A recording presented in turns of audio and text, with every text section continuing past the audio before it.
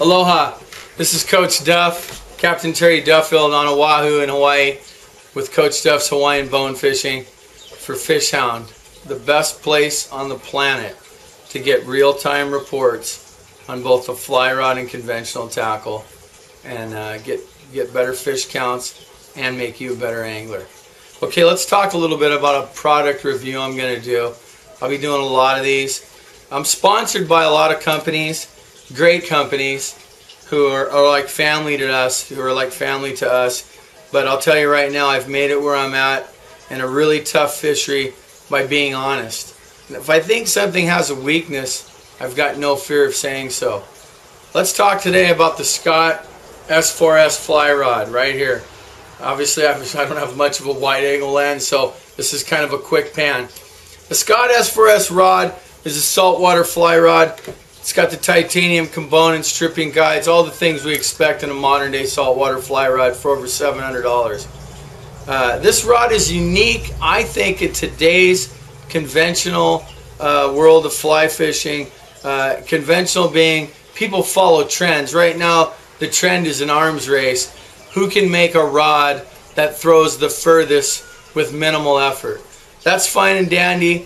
All rods, whether it be a South Bend fly rod off the rack at Walmart for $34 or a $900 fly rod made where who knows where, cast 100 feet of fly line nowadays. The graphite and the scrim and the modulus, all those things combined, are all on a high level nowadays. There's no such thing as really a dog. It's as good as the caster. The Scott rod is unique in the fact, I think, that it shines short, medium, and long, 30, 50, 70, and then the bomb cast. Remember, a 30-foot cast into 20-mile-an-hour winds, which is a bread and butter cast while waiting for bonefish, 30 feet, a lot of fish are hooked there, takes the energy of a 70 or 80-foot cast. Okay, so casting long has its purpose, and power is paramount in a saltwater fly rod. You don't want a noodle. But you do want a rod that bends and casts the line way that it's designated to cast. So you can make the short cast where most fish are hooked with precision and with finesse.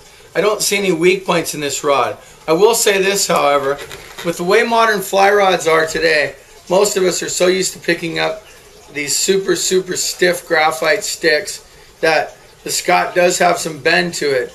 And when you first pick the rod up, you may think to yourself, oh, this thing's kind of soft. Remember, fast or extra fast in a fly rod only means tip recovery. That is, when the fly rod comes to a stop after bending, how fast does the fly rod tip recover back to its neutral position? The Scott rod is a fast rod, but it does bend, and on a big heavy wind cast you can feel it load down into the mid to the butt range.